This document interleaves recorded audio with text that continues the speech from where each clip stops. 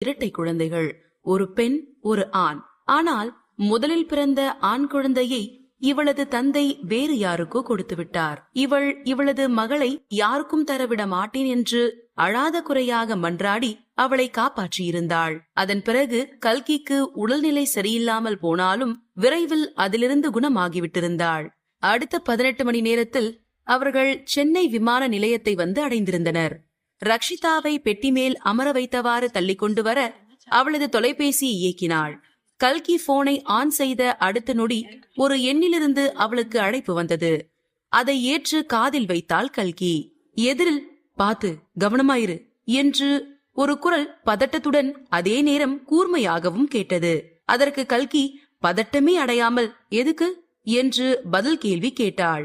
"விஜய் ஈஸ்வரன் ஃபேமிலியோட வாரிசு. இப்போதைக்கு உங்களை பத்தின தகவலை தான் தேடிட்டு இருக்கான். இந்த தடவை அவன் உங்களை கண்டுபிடிக்காம விட மாட்டான் போல" என்று அப்போதும் அந்த குரல் பதட்டமாகவே கூற கல்கி "ஓஹோ" என்றால் சர்வசாதாரணமாக. "நீங்க முன்னாடி இருந்த பிளேஸ் அவனுக்கு அக்சஸ் இல்ல. ஆனா இப்போ நீங்க அவனோட கண்ட்ரிக்கே வந்திருக்கீங்க. பாத்து பத்திரம். இப்போ உங்களால அவன்கிட்ட இருந்து தப்பிக்க முடியாம கூட போலாம்" என்று PA சாதனா கூற, நம்பர் 1 பணக்காரர்களாக இருப்பவர்களை சந்திப்பது சவாலான ஒன்றுதான். அதில் ஏன் கல்கி தனியாக சென்று சிக்கிக் கொள்ள வேண்டும்? அது போக கல்கி இங்கு வந்ததற்கு மற்றொரு காரணம் இவளது மூத்த மகன். அவனை தேடுவதில் வேறெந்த பிரச்சனையும் வராது என்று எண்ணினாள். அப்படியே கல்கி நுழைவு வாயிலுக்கு அருகில் வந்துவிட அங்கு இவளுக்கு தெரிந்த முகம் ஒன்று தெரியவும் நன்றாக உற்று பார்த்தாள். அது கௌதம் தான்.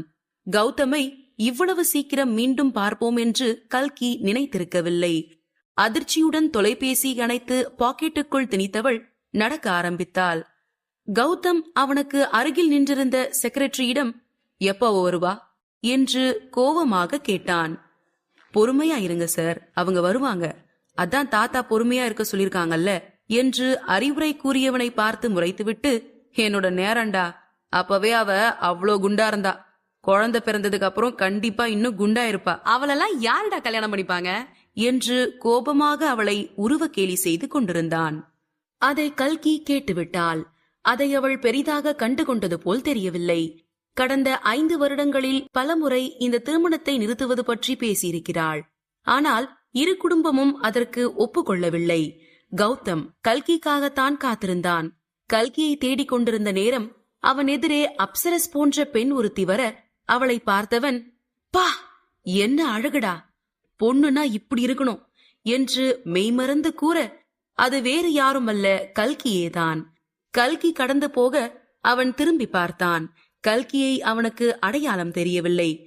குண்டாக இருந்தவள் சரியான உணவு முறை மற்றும் உடற்பயிற்சியோடு ஒல்லியாகிவிட்டிருந்தாள். அவனுக்கு அவள் ஒல்லியாக இருப்பதோ இல்லை முன்பை விட அழகாக மாறியிருப்பதோ தெரியவில்லை. இன்னும் அதே போல் குண்டாக அவலட்சணமாகத்தான் இருப்பாள் என்று நினைத்துக் கொண்டிருக்கிறான். கார்கூந்தல் என்று சொல்வார்களே, அப்படி ஒரு கூந்தல் கல்கிக்கு. நல்ல கருமை நிற கூந்தலை தோல் வரை வெட்டியிருந்தாள். அழகிய விழிகள், கூர் நாசி, பிங்க் நிற உதடுகள் என்று பார்க்க தேவதை போல் இருந்தாள் கல்கி. அவளது விரல்கள் சிவந்து போய் காணப்பட்டது. உண்மையை சொல்ல போனால் பார்த்ததும் அவன் விழுந்து விட்டான். உண்மையில் விழுந்தே விட்டான். யாரோ ஒருவர் நடந்து செல்லும் போது இவனை தெரியாதனமாக இடித்துவிட கௌதம் எங்கு நிதானத்தில் இருந்தான். கல்கியின் அழகில் மயங்கி போய் நின்றிருந்தான். அதனால் ஒருவர் இடித்த வேகத்தில் கீழே விழுந்து விட்டான். சடாரென எழுந்தவன் அப்பெண்ணை விட்டுவிடக் கூடாது என எண்ணி வேக எட்டுக்களை வைத்து கல்கி என்று தெரியாமல் அவளை நெருங்கினான். "ஹாய், நான் கௌதம். நீங்க பார்க்க ரொம்ப அழகா இருக்கீங்க. நான் உங்க பேரை தெரிஞ்சுக்கலாமா?" என்று பணிவாக கேட்டான். கல்கி பதில் கூறாமல் அவனை ஏளனமாக பார்த்து நின்றாள். அவனுக்கு தன்னை அடையாளம் தெரியாதது வசதியாக இருந்தது. கல்கி அவனை கடந்து போக முயற்சிக்க அதை கவனித்த கௌதம் "உங்க பேரு?" என்று மீண்டும் அதையே கேட்க இவள் "கல்கி" என்று ஒற்றை வார்த்தையில் முடித்து விட்டிருந்தாள். கீழே குனிந்து கேம் விளையாடி கொண்டிருந்த ரக்ஷிதா நிமிர்ந்து பார்த்தாள். அப்படி நிமிர்ந்து பார்த்தவளுக்கு முதலில் தெரிந்தது என்னவோ கௌதமின் கைதான். அதில் கல்கி என்று எழுதியிருக்க அதை வாசித்து காண்பித்தவள் தனது தாயிடம் திரும்பி "சரியா சொன்னேனா?" என்று பாவமாக கேட்டாள். கரெக்ட் தான்" என்று அவளது தலையை வருடி கொடுத்தவாறு கூற அவளும் திரும்பிக் கொண்டாள். கல்கி கௌதமை நிமிர்ந்து பார்த்து, நீங்க என்று ஆரம்பிக்கும் போதே அவன், வாட் அ கோயின்சிடன்ஸ், நானும் உங்க பேர்ல இருக்கிற ஒருத்தவங்கள தான் பிக் பண்ண வந்திருக்கேன். என்ன அவ குண்டா இருப்பா, நீங்க ரொம்ப அழகா இருக்கீங்க என்று கல்கிதான் அவன் அழைத்து போக வந்திருக்கும் பெண் என்று அறியாமலேயே பேசினான். அந்த குண்டு பெண் தான் தான் என்று கல்கிக்கு தெரியும். அதனால் உண்டான எரிச்சலை மறைக்க பெரும்பாடுபட்டாள் கல்கி. எத்தனையோ முறை இது போன்ற பேச்சுக்கள் வந்த போதிலும் அவளுக்கு அப்போது அது வருத்தத்தை கொடுத்ததே தவிர கோபம் வரவில்லை. ஆனால் இப்போதோ கோபம் கட்டுக்கடங்காமல் எழுகிறது. அதை நினைத்து கல்கிக்கு கொஞ்சம் கவலைத்தான். இன்றும் வேறு யாராவது ஒருவர் மற்றொருவரை நீ குண்டா இருக்க என்று சொல்லிவிட்டால் போதும் அவளுக்கு கோபம் வந்து விடுகிறது. இதையெல்லாம் நினைத்தவாறு கல்கி நின்றிருக்க, அவளது செல்ல மகள் ரக்ஷிதா, மம்மி போலாம் என்று கல்கியின் கையை சுரண்டினாள். அதை பார்த்த கல்கி கௌதமை பார்த்து புன்னகைத்துவிட்டு நகரப் போக, கௌதம், நீங்க குண்டா ஏதாவது பொண்ண பாத்தீங்களா என்று செல்ல போனவளை நிறுத்தி கேட்க, அவள் பதில் சொல்வதற்குள் ரக்ஷிதா சிரித்துவிட்டு, நாங்க அப்படிலாம் எந்த குண்டா இருக்கிற பொண்ணையும் பாக்கல என்றாள். அதை கேட்ட கல்கி, ரக்ஷி, இப்படி யாரையும் பாடி ஷேமிங் பண்ணக்கூடாது. அப்புறம் எல்லாரும் உன்னை பேட் கேர்ள்னு சொல்லுவாங்க, அவங்களுக்கு ஹர்ட் ஆகும், வா போலாம் என்று கூற, ரக்ஷி குட்டி, அப்போ இவங்க பேட் அங்கிள் என்று கூற, அக்குழந்தையின் பேச்சில் ஒரு நொடி அதிர்ந்தான் கௌதம். அதை கண்டு கொள்ளாத கல்கி அங்கிருந்து நகர்ந்து விட்டாள்.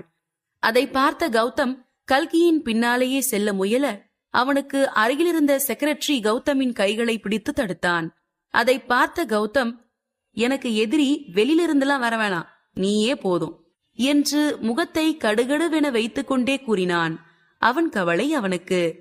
அதற்கும் கௌதமின் செக்ரட்டரி புன்னகையை பதிலாக தந்தான். அதை பார்த்த கௌதம், போடா, போய் அவங்கள ஃபாலோ பண்ணு, அந்த கியூட்டி எங்க இருக்கான்னு பாத்துட்டு எனக்கு கால் பண்ணு, நான் அந்த எருமையை கூட்டிட்டு வரேன் என்று செக்ரட்டரியை அடிக்காத குறையாக அனுப்பி வைத்தான். செக்ரட்டரியும் வேறு வழியின்றி கல்கியை தேடி ஓடினான். இங்கு கல்கியும் ரக்ஷி குட்டியும் டாக்ஸியில் வந்து கொண்டிருந்தனர். கல்கி, ரக்ஷி, இதையே ஏன் வச்சிட்டு இருக்க, எப்ப பாரு கேம் விளையாடிட்டு என்று போனை பிடுங்க போக, ரக்ஷி குட்டி போனை தூரமாக பிடித்து கொண்டாள். மா பிளீஸ், எனக்கு இந்த கேம் ரொம்ப பிடிச்சிருக்கு, பிளீஸ் என்று முகத்தை பாவமாக வைத்துக் கொண்டு கேட்க, அதற்கு மேல் அவளால் அவளிடம் பேச முடியவில்லை. கல்கி செல்லம் கொடுத்து வளர்க்க வேண்டும் என்று நினைக்கவில்லை. ஆனால் ரக்ஷிதா மிகவும் ஸ்மார்ட்டான குழந்தை. ஒருமுறை அவளது ஐக்கியூவை பரிசோதித்த கல்கிக்கு அவளது ஐக்கியூ 149 என்று வர அதிசயித்து போனாள். அவளது குழந்தை ஒரு சூப்பர் இன்டெலிஜென்ட். அமெரிக்காவில் பிறந்ததால் ஆன்லைன் கேமிலும் அந்த சிறு வயதிலேயே சிறப்பாக ஆடினாள். அதனால் அவளிடம் கோவப்பட முடியவில்லை. அந்த கார் சென்னையின் பிரபல ஈஸ்வரன் 5 ஸ்டார் குரூப் ஆஃப் ஹோட்டலில் வந்து நிற்க இருவரும் கீழே இறங்கினார்கள். இறங்கும் பொழுது கல்கியின் கால் சற்றே வழுக்கி கீழே விழப்போனாள். ஆனால் காரின் கதவை பிடித்து எப்படியோ நின்று விட்டாள். ஆனால் என்ன, கால் கொஞ்சம் வலிப்பது போல் இருந்தது அவளுக்கு. அம்மா என்னாச்சு என்று ரக்ஷி கல்கிக்கு அருகே வந்து கேட்க, கல்கி, ஒன்னும் இல்ல குட்டி, லைட்டா வலிக்கிருச்சு என்று புன்னகையுடன் கூறிவிட்டு ரக்ஷிதாவை அழைத்து கொண்டு நடந்தாள். ஏற்கனவே அறையை முன்பதிவு செய்திருந்ததால் விரைவாக அறை சாவியை வாங்கிக் கொண்டு அறைக்குள் நுழைந்தனர். 8வது மாடியில் அமைந்திருந்தது அந்த அறை. அந்த அறைக்கு எதிரேதான் அந்த ஹோட்டலின் முதலாளி தங்கியிருந்தார். நல்ல விசாலமான ஒரு சூற்றும், 3 படுக்கை அறை, ஒரு கிச்சன் மற்றும் ஒரு ஹாலுடன் கூடிய அந்த அறை அவ்வளவு அழகாக இருந்தது. ஒவ்வொரு அறையும் பார்க்க நேர்த்தியாகவும் வித்தியாசமாகவும் அமைந்திருந்தது. அனைத்து அறைகளிலும் இருந்த பொருட்கள் அனைத்தும் அழகானதாக இருக்க அது இருவருக்குமே மிகவும் பிடித்து போனது. அதை பார்த்த ரக்ஷிக்கு குஷி தாங்கவில்லை. வேகமாக ஓடி சென்று அந்த மெத்தையில் பொத்தென விழுந்தாள். அதை பார்த்த கல்கி, ரக்ஷி, அப்படி விளையாண்ட அடிபற்றோம், வேண்டாம், ஒழுங்கா படுத்து தூங்கு, நீ பிளைட்ல ஒழுங்காவே தூங்கல என்று தனது கம்மலை கழட்டி வைத்தவாறு கூறினாள்.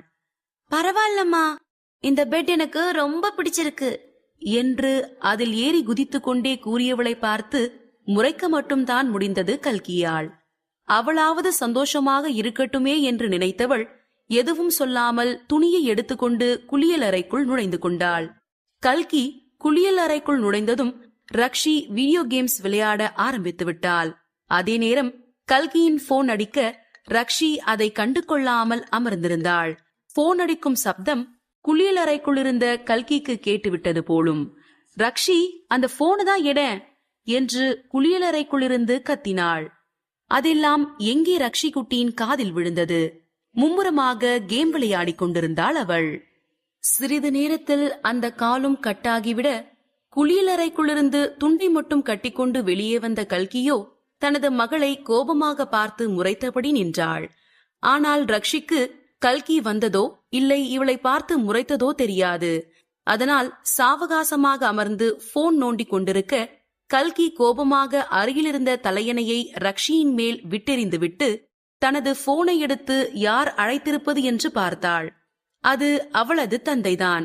அதை பார்த்தவள் ஒரு பெரும் மூச்சொன்றை வெளியிட்டுவிட்டு போனை மீண்டும் அதன் இடத்திலேயே போட்டாள். பிறகு கல்கி கொண்டு வந்திருந்த பெட்டியை எடுத்து அவளது உடை ஒன்றை எடுத்துக்கொண்டு உடை மாற்ற சென்றாள். அவள் உடை மாற்ற சென்றதும் இங்கு திருட்டு மொழி முடித்துக் கொண்டிருந்த ரக்ஷிக்கு அப்போதுதான் மூச்சே வந்தது. அப்பா அடி, அம்மா எதுவும் சொல்லல என்று தனக்குத்தானே கூறிக்கொண்டவள் மௌனமாக சாய்ந்தமர்ந்தாள். இங்கு கல்கி உடைமாற்றிவிட்டு மீண்டும் ரக்ஷிதா இருந்த அறைக்குள் நுழைய ரக்ஷி குட்டி உறங்கி போயிருந்தாள். அதை பார்த்த கல்கிக்கு சிரிப்புத்தான் வந்தது. புன்னகைத்தவாறே வந்தவள் அவளுக்கு அருகில் அமர்ந்து அவளையே சிறிது நேரம் பார்த்து கொண்டிருந்தாள். ரக்ஷி குட்டியை பார்க்கும்போது கல்கியின் மனதில் ஒரு நிம்மதி தானாக பரவியது. அப்போது திடீரென கல்கியின் போன் அடிக்க ஆரம்பிக்க இவள் வேகமாக சென்று யார் என்று பார்த்தாள். இப்போதும் அது கல்கியின் தந்தைதான். அதை பார்த்து நொந்தவள் அட்டன் செய்து காதில் வைத்து, சொல்லுங்க என்ன என்று வேண்டா வெறுப்பாகவே கேட்டாள். எங்க போன கல்கி? கௌதம் அங்க எவ்வளவு நேரம் வெயிட் பண்ணாங்க தெரியுமா என்று கோபமாக கத்த ஆரம்பிக்க இவள், சரி அதுக்கு இப்ப என்ன? நான் என்ன சின்ன பிள்ளையா எங்கேயாவது தொலைஞ்சு போறதுக்கு? அமெரிக்காவில இருந்து சென்னை தனியா வர தெரிஞ்ச எனக்கு ஏர்போர்ட்ல இருந்து இங்க வர தெரியாதா என்று அசால்ட்டாக கூறியிருந்தாள். அதை கேட்டு ராஜசேகருக்கு ஏண்டா கேட்டோம் என்று ஆகிவிட்டது. ஓரிரு நொடிகள் அங்கு அமைதியே நிலவியது. எதுவும் பேசாமல் இருந்தார் அவர். கல்கியும் பதிலுக்கு பேசவில்லை. இப்படியே விட்டால் அவள் அமைதியாகவே தான் இருப்பாள் என்றுணர்ந்த அவளது தந்தை அவராகவே பேச ஆரம்பித்தார். கல்கி, நீ இன்னும் மாறவே இல்ல. அமெரிக்கா உன்னை மாத்திருக்கும்னு நினைச்சேன் என்று அவர் விரக்தியுடன் பேச, கல்கி, பா நான் அவங்கள பாக்கல, பாத்திருந்தா அவங்க கூட வந்திருப்பேன் என்று பொய் சொன்னாலும் அவளுக்கு அதில் வருத்தமில்லை.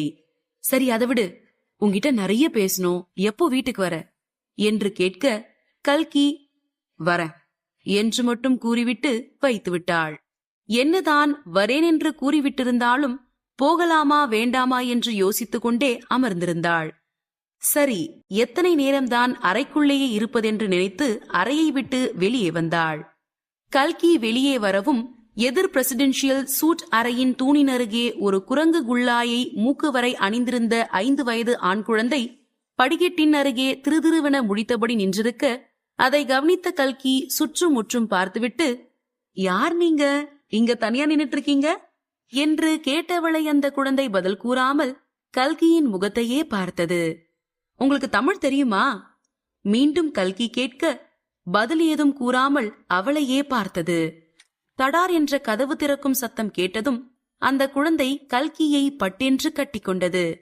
கல்கி, ஒண்ணுல்ல பயப்படாத, நான் உனக்கு ஐஸ்கிரீம் வாங்கி தரேன் என்று அவன் முதுகை வருடி கொடுத்து குழந்தையின் குல்லாய் மீது முத்தமிட தடார் என்ற கதவு திறந்து 6 அடி உயரத்தில் ஒரு உயரமான ஆண்மகன் வெளியே வந்தான். நல்ல கம்பீரமான தோற்றத்துடன் இருந்தான் அவன். கருப்பு நிற கோட் சூட் அணிந்து அதற்கேற்றாற்போல் அணிகலன்கள் எல்லாம் அணிந்திருந்தான். அது அவனுக்கு கச்சிதமாகவே பொருந்தியிருந்தது. பார்க்க அழகாகவே இருந்தான் அந்த ஆண்மகன். கல்கி அவனை நிமிர்ந்து பார்த்தாள்.